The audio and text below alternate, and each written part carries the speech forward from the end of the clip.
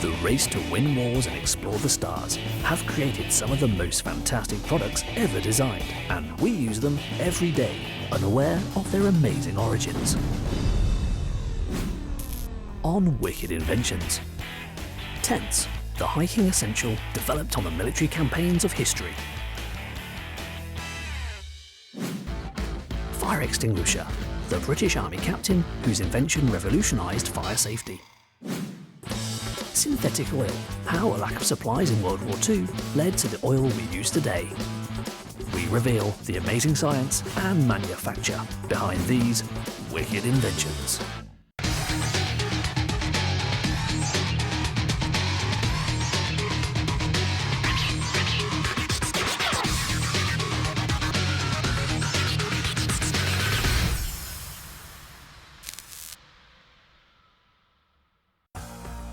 The military has continually needed and refined the deployment and design of the tent. From the Roman army of 2,000 years ago to the modern military machines of today, the same basic design principle of a suspended covering held in place by a combination of ropes and supports has provided shelter for troops out in the field. The soldier spends most of his time doing nothing. You've got to stand in the same place, you've got to stay in the same place for a period of time. That means people have got to eat, they've got to sleep, they've got to do their paperwork and whatever else, and they need shelter. Tent provides portable shelter for a large army, and it provides survival shelter for a small group out in the countryside by themselves. But the essential is to keep out water and to keep out wind. Wind and water are the killers. So making the troops as comfortable as is reasonable is what you're after. Originally, tents were covered in animal hides, such as goat skin in the case of the Romans. But as industrial production of fabrics developed, other materials started to be used, such as hemp and canvas. But these had their own drawbacks for soldiers such as those in the Napoleonic Wars of the late 18th and early 19th centuries. The original tents were made of canvas, and they're fairly heavy. And you try and pick up a canvas tent and you really have got a problem. Also, canvas absorbs water. So the nastier the conditions are, the nastier the tent becomes. It becomes very, very heavy and difficult to move about. Modern tents are made out of very much more sophisticated materials, and they are light. They can be folded into a very small space and then put together, erected quickly, and they become highly efficient, where previously they were a sort of last resort, really. The leisure tents used today are the result of thousands of years of military experience in the field, and for that reason, they are truly a wicked invention. Based in Chesterfield, England, Field Candy was launched in 2011 with the aim to produce unique, fashionable, spacious and practical tents to the camping market. Work begins with the design department. Using special graphic software, unique and custom designs can be tailor-made to fit the tent. These are then sent to a state-of-the-art industrial digital printer. Using environmentally safe UV printing, the designs are digitally added to a sheet of waterproof fabric. Field Candy was developed and formed in our minds when we visited an exhibition in Germany. We saw two halls full of tents. They were all green and blue, and we felt there could be something better and more exciting done with the tents. So we came away and we formed Field Candy. We manufacture camping tents, which are 2 or 3 person tents, used in the outdoor sector for people who have hobbies or go camping or just enjoy the great outdoors. Our tents are slightly different insofar as we put designs onto them and make them artistic statements and parts of fun rather than just serious camping, although the tents are actually very good tents as well as being fun. Once printed, the fabric is laid out for cutting, where a worker cuts the shape of the tent by hand. This is a careful process, as one slip could mean reprinting the whole design. Historically, tents have been made of natural fibres. It's very different from today. When a natural fibre is produced into a tent, it is not inherently waterproof. It's only when the tent gets wet that the natural fibres expand to create a waterproof product. Today we use man-made fibres, in our case polyester, and that means the tent is waterproof already, so modern fabrics are a lot easier to deal with. They're also a lot lighter, and lightweight is important for most campers because they have to carry the product to wherever they're going to pitch. Once the fabric has been cut into shapes and markers have been set for the string holes, it is ready for sewing. The fabric is sewn together in several stages. First, the two main sections of the tent are sewn together using a folding machine. That adds an extra waterproofing seam along the edge of the tent. A tent is a complicated product, as it needs to be light, easily assembled and durable.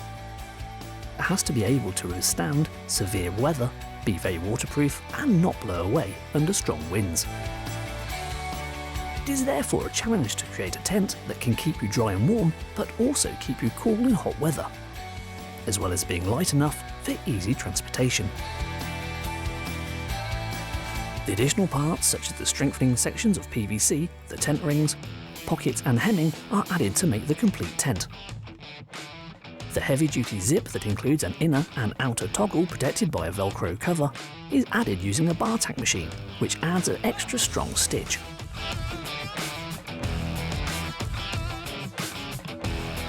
The sewing process takes up to 2 hours per tent, as it is completely handmade. The eyelets for the poles are measured by hand and marked, then taken to a machine that stamps the holes through the fabric.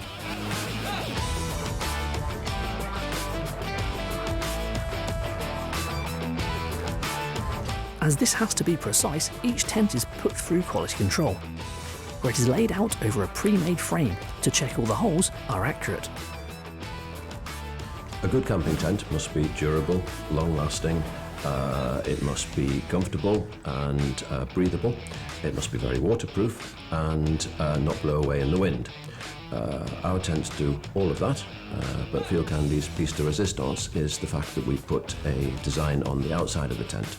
That causes us another issue of fade in the sunshine, and we use a special process to stop the print fading. So we create a fully waterproof product that is digitally printed to a very high standard and has all the other durable and long-lasting features of a traditional camping tent. Once passed, it is taken for final inspection, where the fabric, zips and strings are checked before being neatly folded so it can be packed. The beauty of tents is that they can be used in any situation, and you can see them on the top of a mountain or in a queue of a sail or on the beach. And I've got no doubt they'll continue to be used in unusual situations around the world. All the components that make up the tent are securely packed into its matching fly sheet bag and placed into a matching outer carry bag, making it ready for distribution around the world.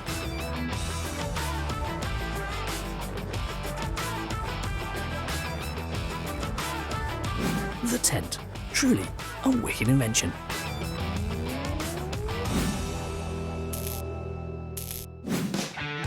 For thousands of years we've been using fire in our homes, but as useful as this amazing element is, it has resulted in countless fatal fires throughout history, and this has led to many different methods to combat the flames.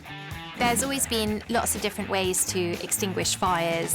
Historically, for instance, we know that the Romans used a sort of bucket chain whereby buckets were passed down a chain of people and then the water was thrown over the fire to extinguish it.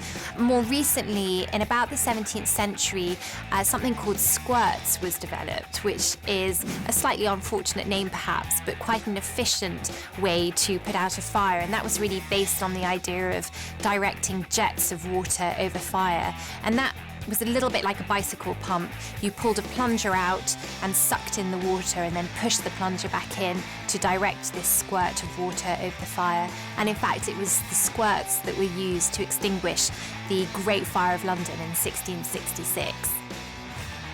Compared with the fire extinguishers we are familiar with today, extinguishers like the squirter seem amazingly primitive. But this principle was developed into larger fire engines operated by teams of men that could shoot water at flaming buildings from the street. These hand tubs, as they were known, were not very portable, but a visionary British inventor called Captain George William Mamby was going to change that with a revolutionary new firefighting piece of design. He recognised that the firemen with fire engines couldn't shoot a stream of water up to the top stories of buildings. But if people could get in to the top stories of buildings with portable fire extinguisher materials, they could carve a way through to those who are trapped without injuring themselves in the process. One of Mamby's life-saving inventions had been the Mamby mortar, which fired a life-saving line of rope from a mortar located on the shore to ships in distress. In 1813, Mamby took this idea of firing out a life-saving solution to his new idea for a portable fire extinguisher. He invented the pressurized fire extinguisher by taking a large copper cauldron, putting pressure inside it, having water in there, and having potash, which is potassium carbonate, in the water, so that you could pressurize a jet, direct the jet where you wanted to, so it wasn't a general throwing a bucket of water and hoping. It was actually a much more directed and targeted approach at a flame. You could add water which has a high heat capacity, which means it will take a long while to heat up, and so it can cool quickly the fire. The potash likely was there to help keep the water from going stale and having bacterial growth, but it has the added side effect that if the fire is very hot, when the potash hits high temperature, it can release carbon dioxide, which will also help smother the flame at the same point. So it was a dual action approach to fire extinguishers. Mamby's pioneering device would start the research and development that resulted in today's modern fire extinguisher, and its success was due to the fact that it tackled two elements of what is known as the fire triangle. A fire needs three elements for it to ignite: heat, fuel, and oxygen. If you take away any one of these three elements, a fire will quickly die. In Mamby's time, the commonest fuel would have been wood, but in our modern world, we have a wide variety of environments and materials that are combustible that would have rendered the original fire extinguisher obsolete in some situations. Though most fire extinguishers operate by firing a firefighting substance from a pressurized cylinder, like Mamby's original design, today a whole host of different materials are used. We have different fire extinguishers for different types. First off, there is water. It works for many things. For petrol-based fires, for oil-based fires, it doesn't work very well because water and oil could produce a massive explosion because it vaporizes the steam. But for fires where what you're trying to extinguish is immobile, doesn't react with the water and won't explode, so like a normal log fire or wood fire, even parts of a house, that will work very well. Carbon dioxide also works on fires. It's very good because if a fire requires oxygen to survive and actually continue, you put carbon dioxide over it, there's no oxygen source, the fire is extinguished. What you have to be careful of is that if the material is still hot, once the carbon dioxide moves away, the fire can actually reignite. So fire safety is actually very seriously taken, and you have to understand what type of material you should be using on which type. Now available in 6 main types, which include water, foam, carbon dioxide, dry powder, wet chemical, and metal, the modern fire extinguisher is a far cry from Captain Mamby's original life-saving device. But it is still a wicked invention.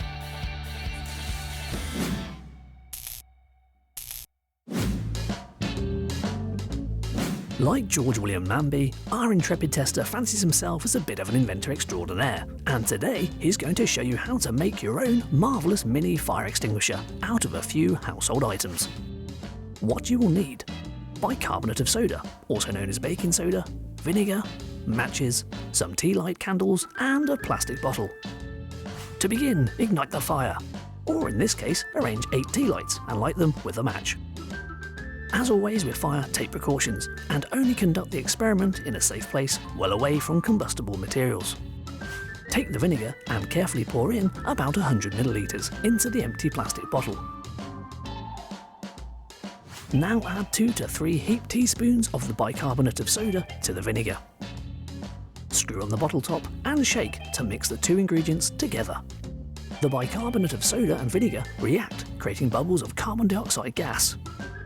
Let the mixture continue to react for a few moments and then gently unscrew the cap and pour the gas over the candle's flame. Even though the carbon dioxide is invisible, the gas is actually heavier than air and so can fall out of the bottle with a gentle tip. The gas displaces the ambient air around the flames, starving it of oxygen. And there you go, our mini fire extinguisher has done its work and put out all the candles. But how does this nifty party trick work? Vinegar is sour because it contains acetic acid, and this reacts with sodium bicarbonate that is present in the powder to create carbonic acid. The carbonic acid is unstable and immediately breaks down into carbon dioxide and water, and the bubbles is the carbon dioxide escaping from the liquid. So, instead of one reaction, we are actually seeing two. So there you have it, your own mini fire extinguisher. Or you could just blow the candles out yourself.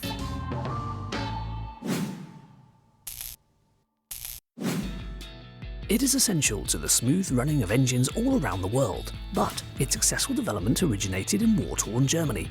It is synthetic oil. In vehicles, anything that moves, you want to make sure moves freely and fluidly. If you have two metal surfaces moving against one another, without a lubricant in between of any kind, the metal surfaces will grate. So in the engine you use a thick oil that's normally at room temperature quite hard to move around, but when it's heated up in the engine, it becomes a fluid oil, and so you can allow the bearings and all the pistons to move quite quickly and smoothly so that your engine is efficient. Lubricating oils created from natural petroleum had been in existence since the late 1860s, but its weaknesses, such as a tendency to freeze at very low temperatures, led to attempts to create alternative lubrication oils from synthetic or man-made materials. The early 20th century saw successful small-scale production of synthetic oils, but the unique demands of World War II would lead to a catalyst in its development. During World War II, there was a shortage of all sorts of different materials, and synthetic oil was really developed as an alternative to petroleum, so that they could use man-made compounds instead of mineral, natural ones that weren't always readily available. And it turns out that actually synthetic oil is really beneficial to machinery, and that actually in the end it helped wartime equipment function better than maybe natural petroleum might have. With no natural reserves of their own and the Allies throttling the supplies that they did control, Nazi Germany successfully developed synthetic fuels and oils during the 1940s. So the Germans started to work out how to make kerosene from different materials, whether it be plant materials or from coal, because coal is a natural source of hydrocarbons from which you can make oil. And this was perfected during the apartheid era in South Africa. It's called the Fischer-Tropsch process. You take what's called synthetic gas or synth gas, which is basically carbon dioxide or carbon monoxide and hydrogen, and in a preheated pressure vessel you produce oils and hydrocarbons of different lengths. The very fine hydrocarbons, the very light ones, come off first, and you may refine them and re-crack them to make longer ones, and this produces a synthetic oil. It may have been an answer to dwindling natural supplies, but because of its superior performance, synthetic oil is now used far more than natural petroleum lubrication. Developed from the necessity of war, but keeping your car healthy today, synthetic oil, truly a wicked invention. Miller's Oil is a British-based company and has been trading for 125 years. To this day, it is still a family-run business. The first stage of production is receiving the raw materials, which consist of synthetic-based stock, which has been sent from the refinery. At any one time, this plant can store between 1,500 to 2,000 tonnes of stock in their on-site tank farms. The product we've been making today is a synthetic 5W30 multi-vehicle type passenger car oil. The challenges in making synthetic engine oils are sourcing high quality, repeatable quality feedstocks and additives. The process we use is very accurate and using the most high quality raw materials that we can gives the best end result. A typical processing time for this type of product largely depends on how quickly you can get the raw materials in and out of the blending vessel. Some are quite easily moved by pumps, other raw materials are quite viscous and sticky and have to be poured into the blending vessel manually. But the blend that we're making today, I estimate, will take between 3 and 4 hours. The raw materials are then either pumped or poured into a blending vessel. This is where all the ingredients are added and mixed. This particular ingredient is a detergent inhibitor, a vital part of the motor oil, as it contains a lot of the performance-related additives. It is poured manually into the vessel from above, because it is too thick for the pumps to transfer it. Performance additives are vital for proper lubrication and prolonged use of oil in the modern-day engine. Without these, oil would break down, become contaminated, and not protect the engine at all. All the ingredients are carefully added together and mixed inside the vessel, either from a computer-generated blend or a stored recipe that has been used previously. The mix is then heated and agitated to ensure a consistent blend is achieved. Before completion, a sample is taken and sent via air tubes to the laboratories.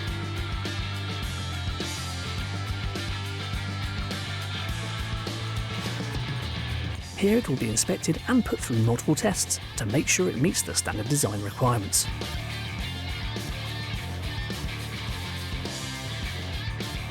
Synthetic oil has evolved over the years, mainly because of several factors. One is the improvements in the refining process, which produces a lot more precise base oils in terms of the amount of sulphur that's in them and other impurities. And the other factors involved are the hardware that the oil is used in, i.e. the car's engines, meant that they were producing more power. There was a desire to have longer oil drain intervals, so rather than have 1,000 miles or 1,500 miles, people were going to 6,000 miles or a year, and where we're at now is engine oil drain intervals are at 2 years typically, or 20,000 miles. Some of the tests performed in these labs include a cold crank simulator. This machine simulates a car's engine starting up in cold conditions, such as minus 30 degrees Fahrenheit.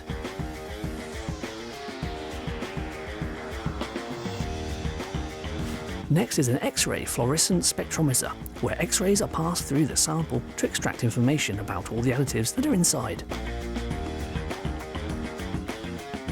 A viscometer is a simple but important test, which measures the resistance of flow within the sample during high temperatures. In this example, the oil's operating temperature is upwards of 100 degrees Celsius. Next is the 3-place digital density meter, which can measure the sample's density, specific gravity, or display the concentration of aqueous solutions, or how thick the oil is in layman's terms. And finally, there is the inductively coupled plasma. When the green torch is on, an intense electromagnetic field is created and it is able to pick up any trace of metals within the sample, similar to a blood test. The development of synthetic oils has just continued and continued. In fact, most new vehicles only use synthetic oils because everybody is chasing lower and lower emissions. CO2 per kilometre is very much in the news because of the greenhouse effect, company car tax, etc., etc. Lower and lower emissions are here to stay. But it does mean that after-treatment equipment such as catalytic converters and diesel particulate filters will only work properly with synthetic engine oils. It is not until all the tests and characteristics have been fulfilled that the oil can be sent for packaging. The whole process from start to finish has taken up to 4 hours to get to the packing stage. Multiple containers are filled automatically by a dispenser, which pours the exact amount of fresh oil into each bottle. The bottle caps are specially fitted, sealing the bottle so it can be packaged and sent out for delivery, where it is used all over the world. Synthetic oil, truly a wicked invention. So there you have it, a dash through the hidden history, super science and amazing manufacture of products that you use every day, but have never realised their amazing background. Tents, fire extinguishers and synthetic oil, all wicked inventions.